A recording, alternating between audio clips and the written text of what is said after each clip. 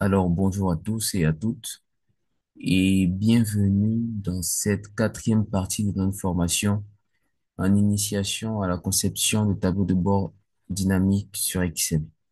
Alors, cette quatrième partie est une partie plutôt pratique, dans le sens où nous avons pu voir depuis le début l'intérêt ou du moins l'importance d'être une personne qui est capable de concevoir des tableaux de bord Excel. Cette partie sera réservée à la méthode de conception d'un tableau de bord dynamique sur Excel de manière très pratique. Donc, sans plus tarder, nous allons commencer. Ce qu'il faut savoir, c'est que dans la première partie, pour pouvoir concevoir un tableau de bord Excel, il va d'abord falloir connaître les différentes étapes de structuration lorsqu'on veut faire de la conception. La première étape et l'une des plus importantes en matière de conception de tableau de bord, c'est la collecte et le nettoyage de données. Ensuite vient la conception des tableaux dynamiques. Ensuite, la conception ou du moins le choix des graphiques croisés dynamiques. Et finalement, la mise en forme qui concerne la disposition. Concernant la structuration des étapes de conception, la première étape, comme je vous l'ai dit, qui est la plus importante, qui est la collecte et le nettoyage de données, comprend elle-même des sous-étapes. Notamment, d'abord, commencer par collecter les données, les structurer et les organiser, les nettoyer et finalement valider le résultat. Et en matière donc de structuration de bases de données dans le cadre d'une conception de tableau de bord, il y a des erreurs, si je peux le dire ainsi, qu'il faudrait éviter de commettre. Ou du moins, il y a certaines erreurs qui, lorsqu'elles sont commises, sont immédiatement répercutées dans le graphique et sur la partie affichage du tableau de bord. La première erreur à éviter, ce sont les fusions des cellules.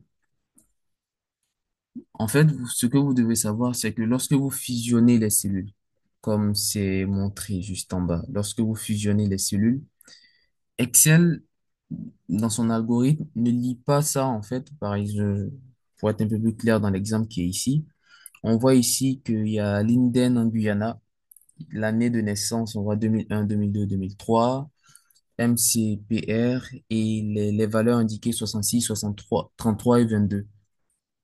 En fait, l'algorithme d'Excel, du moins Excel va lire en fait que Linden en Guyana euh, correspond à l'année 2001 et à la valeur 66.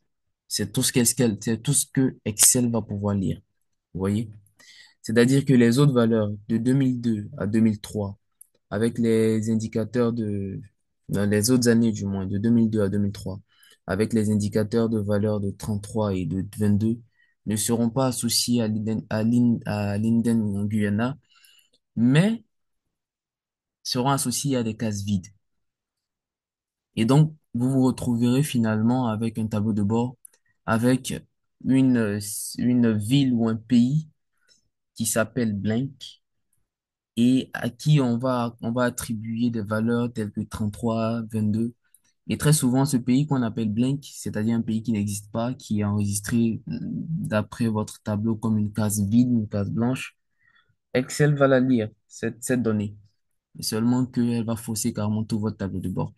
La deuxième erreur à éviter, ce sont des vides, ces cellules-là, ou du moins ces lignes vides. Parce que quoi qu'il arrive, Excel lira vos données. Et Excel ne comprendra pas que là, c'est du vide, que vous avez simplement voulu mettre un écart entre deux données. Ce sont des erreurs à éviter. La troisième erreur à éviter, ou du moins du moins c'est un conseil, c'est que lorsque vous avez des données, comme ici cité, du moins ville et pays, il serait préférable que vous dissociez ces deux éléments. Toujours dissocier. Chaque information a son importance. Et l'erreur qu'on fait généralement, c'est qu'on se dit que pour aller un peu plus vite, on va associer tel. Non, non, non.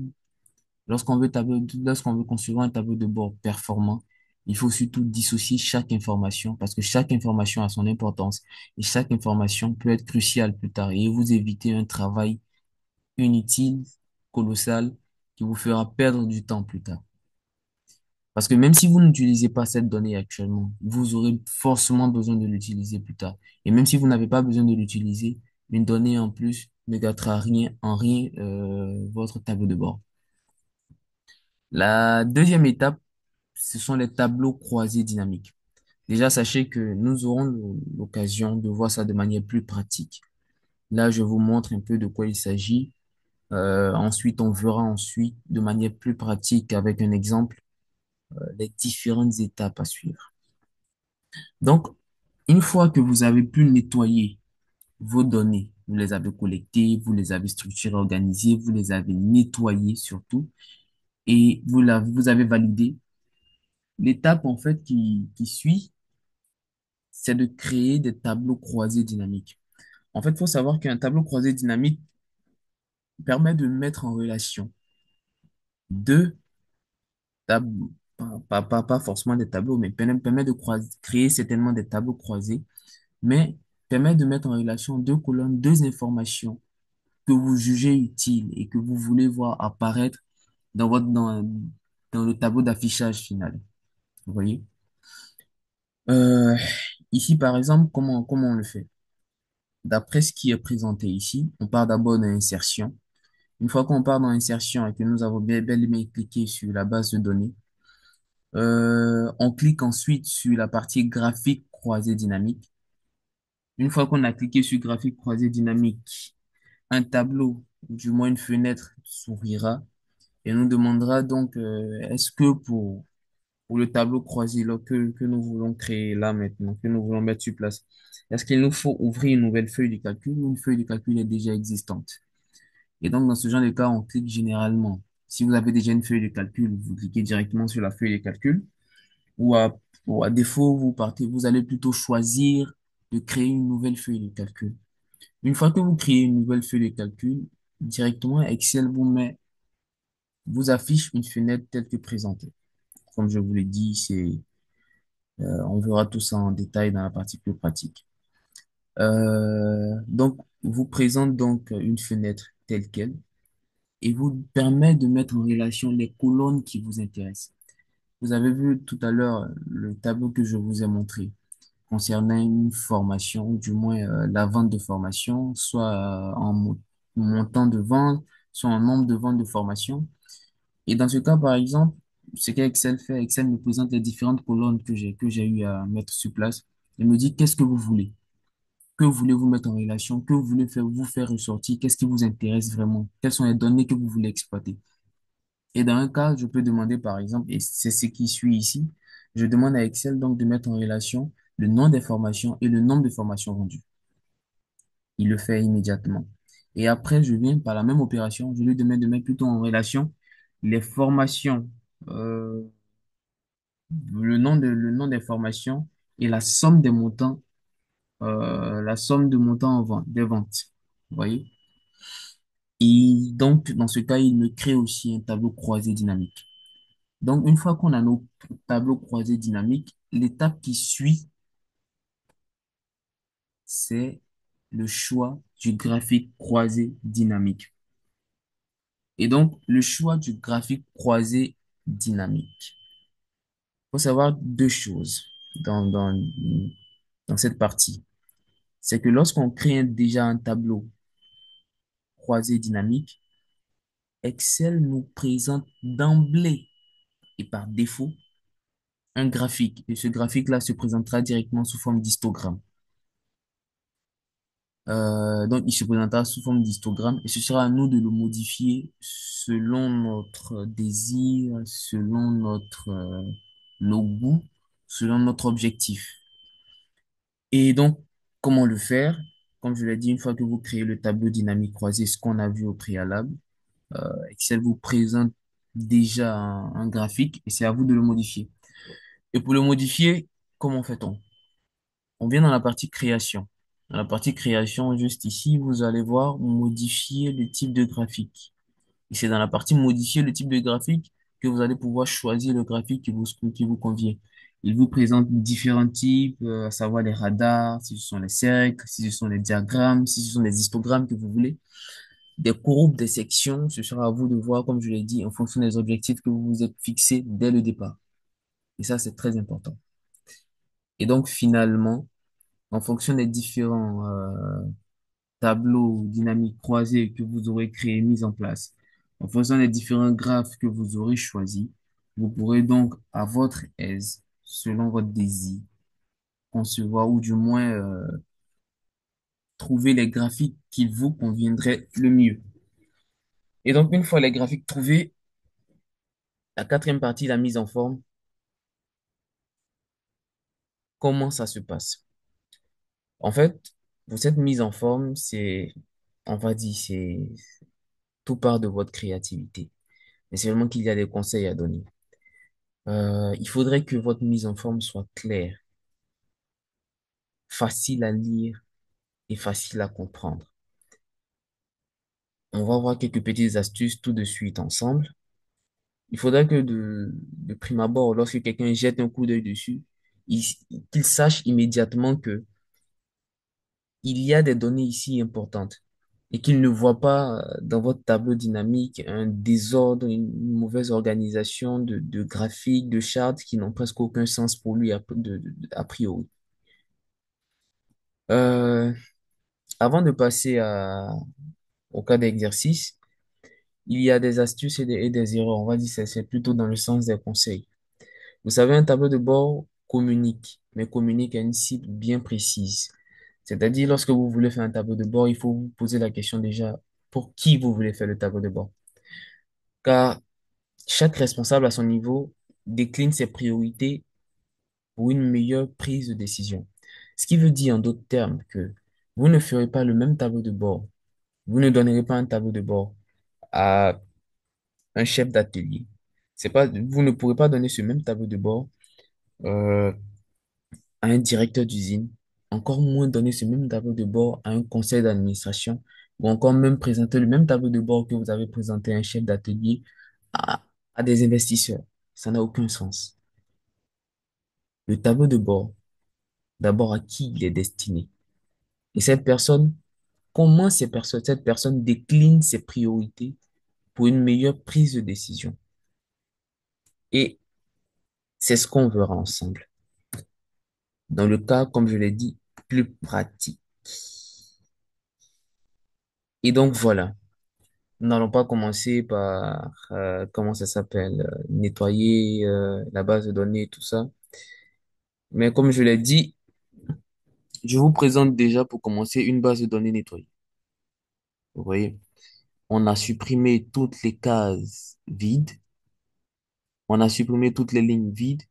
On aurait pu se permettre, comme ici, de faire une fusion, mais cela ne nous aurait pas arrangé. J'aurais pu facilement, depuis là, fusionner. Excusez-moi.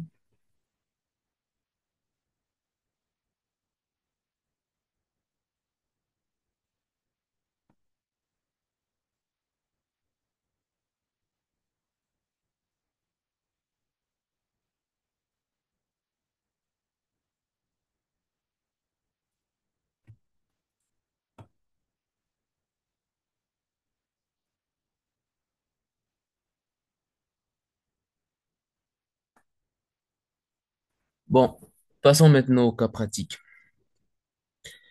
Et donc, concernant ce cas pratique, je vous présente donc un- une base de données que j'ai pris le soin de nettoyer. C'est pas vraiment compliqué. Il s'agit simplement de ne pas laisser des vides, de ne laisser aucun vide. Par exemple, ce genre de vide, ce genre de cellules vides, ce sont des choses à éviter. Il faut éviter de fusionner inutilement. Toutes les cases qui sont fusionnées, vous devez simplement supprimer les fusions, faire de telle sorte que chaque ligne soit renseignée comme il le faut. Et donc, dans cet exercice-là, il s'agit de ce que je vous avais présenté dans l'élaboration d'un tableau dans l'élaboration d'un tableau de bord dynamique. Ici, pour vous donner une petite historique, nous sommes face à un cas face au cas d'une entreprise qui est dans le domaine de la formation. Et cette entreprise-là veut essayer de voir, veut avoir une idée de son état, on va dire, veut faire un bilan de ses activités de 2019 à 2022.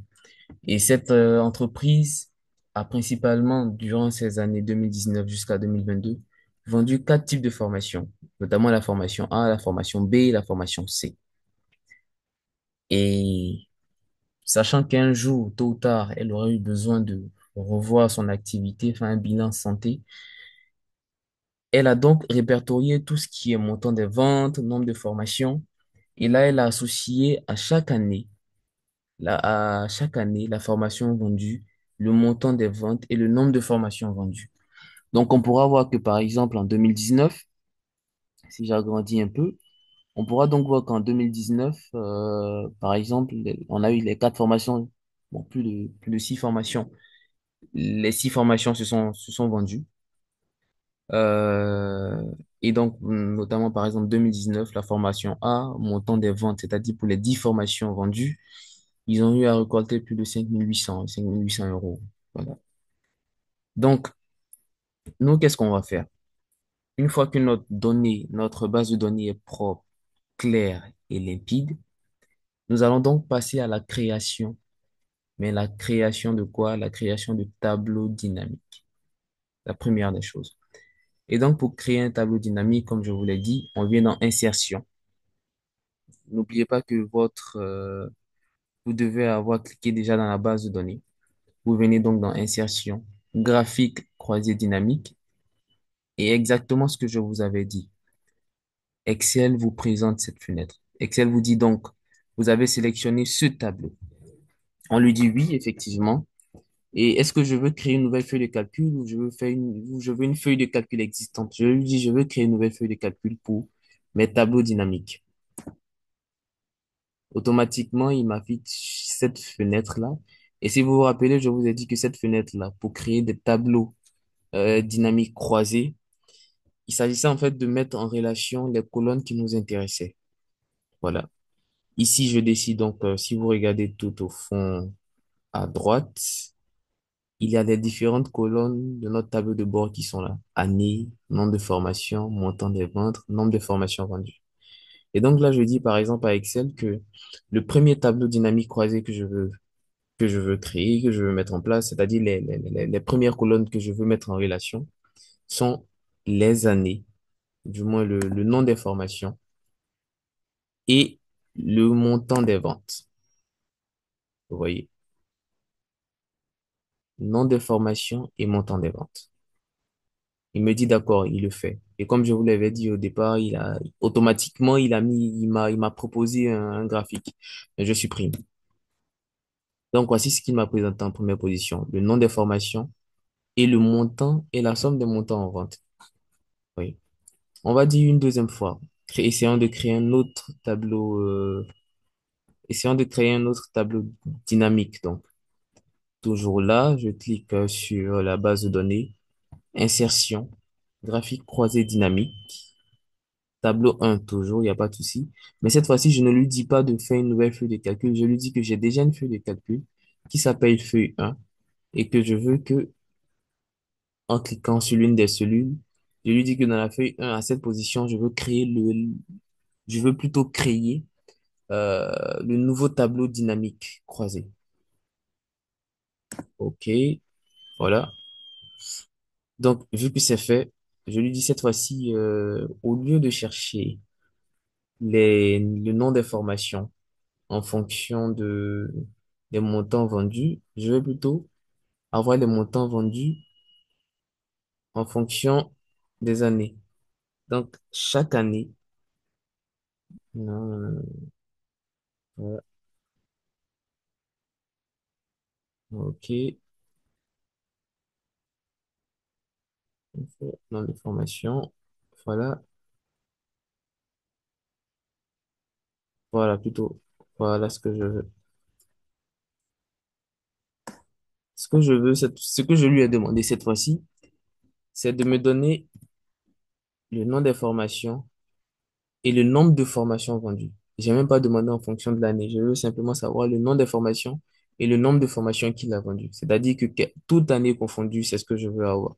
La formation A, que ce soit en 2019, en 2020, en 2021, en 2022, il me fait savoir ici que c'est 43 formations au total qui ont été vendues durant ces 4 ans. Je peux lui demander je peux lui demander d'ajouter simplement les années.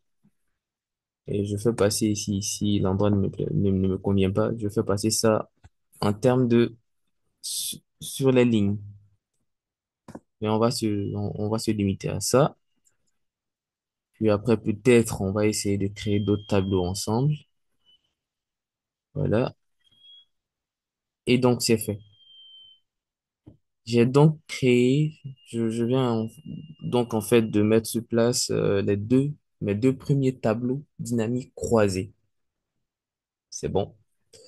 Et donc, l'étape qui suit, si vous vous souvenez, il s'agit de le choix. Il s'agit plutôt du choix des graphiques croisés dynamiques. Et comment on fait pour choisir un graphique croisé dynamique? On choisit un graphique croisé dynamique à partir du tableau croisé dynamique. Donc, je clique par exemple ici. Comme je vous l'avais dit, je viens dans création.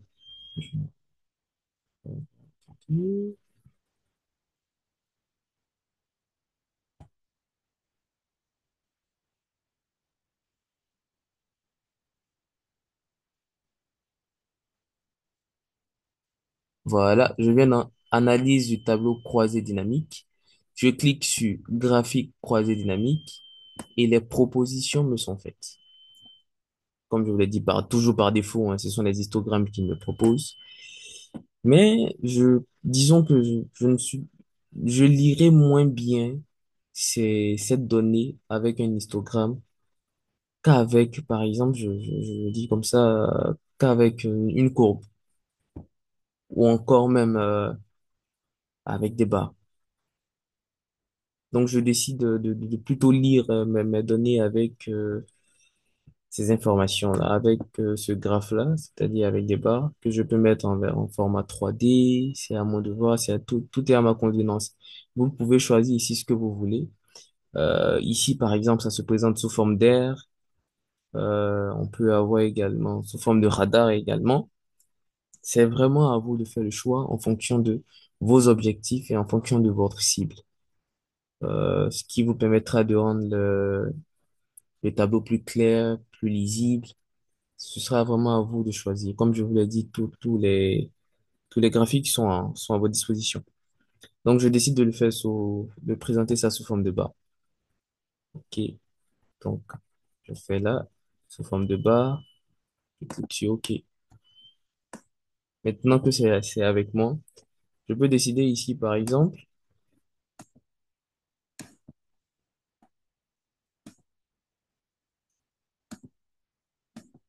voilà. Je peux décider que pour moi, il n'est pas assez présentable. Donc, je peux trier, par exemple, du plus grand au plus petit ou du plus petit au plus grand, à ma convenance également. Je décide de trier du plus petit au plus grand. Voilà, c'est maintenant que c'est fait. Je viens ici également créer notre deuxième graphique dynamique croisé. On vient dans analyse du tableau croisé dynamique, graphique croisé dynamique. Et cette fois-ci, je le veux comme, je me dis que comme, disons comme un histogramme, ça ira. Comme un histogramme, ok. Et je lui demande de trier cette fois-ci du plus grand au plus petit. Et il le fait automatiquement. Après, pour ce qui est des couleurs, de la forme, vous pouvez les modifier à votre guise. Il vous suffit, par exemple, pour supprimer le quadrillage juste derrière, de venir ici, supprimer le quadrillage. Voyez, finalement, contrairement à ce graphique ici, vous voyez qu'il n'y a plus de quadrillage là. D'accord? OK. Maintenant que nous avons nos deux graphiques dynamiques, nous venons donc de mettre sur place nos deux graphiques dynamiques croisés à partir de quoi? À partir de nos deux tableaux dynamiques croisés, l'étape qui suit, c'est de créer une page, ou une feuille du moins. Et cette feuille-là va nous servir de feuille de présentation, comme une feuille vitrine. Vous voyez? Et donc, qu'est-ce que je fais? Je décide, ça c'est moi, hein. Je décide de réduire les lignes de sorte à ce que ce soit plus petit, plus compact, que ça fasse plus intéressant, on va dire. Je viens donc dans accueil.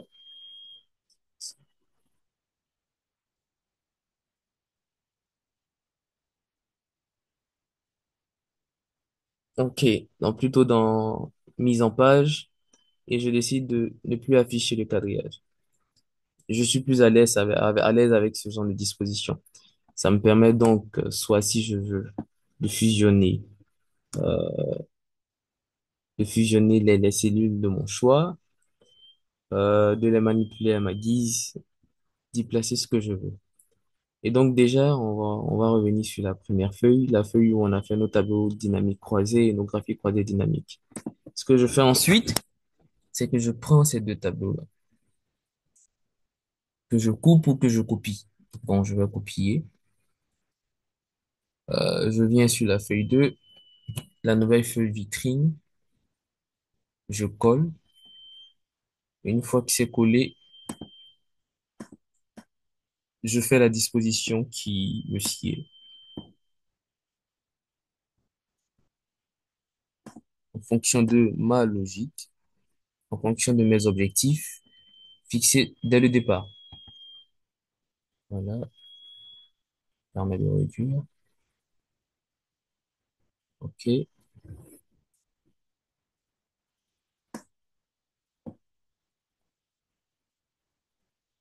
voilà. Donc,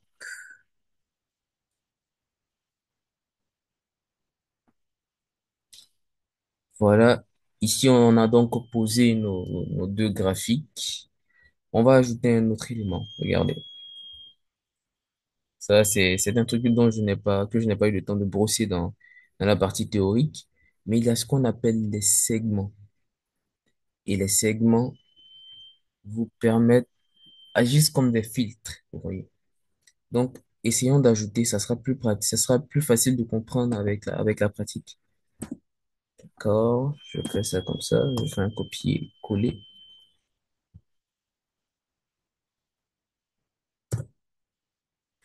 ici. Je viens dans segment pour pouvoir le modifier parce que moi, là, enfin, là comme il est disposé, je n'aime pas trop. Donc, je décide de revoir avec cette histoire de colonne. Je passe à quatre colonnes. Voilà. Après, c'est à moi de voir si je veux augmenter pour qu'il soit plus visible, augmenter également la largeur. C'est vraiment à ma convenance. Et donc, cet élément-là fait toute la différence et c'est ce qui rend c'est ce qui rend vraiment un tableau de bord très intéressant. Et c'est ce qui fait aussi de ce tableau de bord dynamique-là un outil extrêmement utile dans la vie des entreprises. Observez avec moi. Comme vous l'avez constaté, ici, on avait le nom de chaque formation. Bon, on avait les différentes formations qui étaient proposées en fonction du montant des ventes, toute année confondue. Et ici, c'était le nombre de formations vendues, ou du moins les formations disponibles. Oui, c'est ça, le nombre de formations vendues en fonction des différentes formations disponibles. D'accord. Mais jusqu'ici, vous avez vu que ça rassemblait toutes les années confondues. Si je clique par exemple sur 2019, vous voyez automatiquement que les données changent. Si je clique sur 2020, pareil, les données changent. Sur 2020 également. Sur 2022, on voit que par exemple, entre 2021 et 2022, on n'a pas forcément la même évolution. Formation D, formation C, on voit qu'il y a un inversement. En 2021, on a vendu, par exemple, plus de formations D que de formations C. Regardez en 2022, on voit que c'est carrément l'inverse, c'est-à-dire on a vendu plus de formations C que de formations D.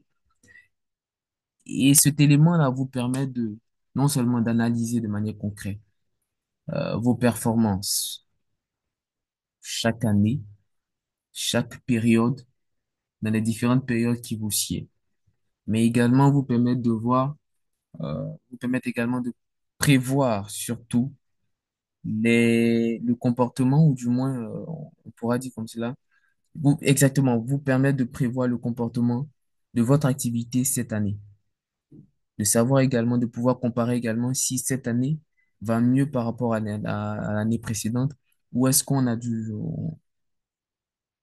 on a de quoi de s'inquiéter. Et donc après, c'est à vous de faire la disposition que vous voulez, de mettre les onglets que vous voulez, avec les différentes couleurs, de pouvoir habiller votre page de sorte à ce qu'elle soit assez présentable. Je vous présente par exemple le travail final ici. On va ensemble regarder. Vous voyez par exemple 2019, 2020, 2021, 2022. Ici, on a le nombre de formations vendues, on a le montant des ventes réalisées et juste en bas, on a la libellé des différentes formations. Ici, par exemple, c'est le nombre de formations vendues par année. Vous voyez, les couleurs ici indiquent les différentes années. Et lorsque je clique, par exemple, sur la formation C, on me donne exactement le nombre de formations vendues et le montant de ventes réalisées également évolue en fonction des choix que je fais ici. Et tout ça, ce sont les segments. Vous avez le choix entre, lorsque vous choisissez un segment, vous pouvez choisir en fonction des différentes colonnes que vous-même vous avez décidé d'insérer dans votre base de données. Et c'est donc pour cela que je dis toujours que la base de données est un élément extrêmement important. La première étape est l'une des étapes la plus importantes. C'est vraiment la conception, ou du moins la collecte, le nettoyage et la validation de votre base de données. Et donc, sur ce, nous nous donnons rendez-vous pour une prochaine fois.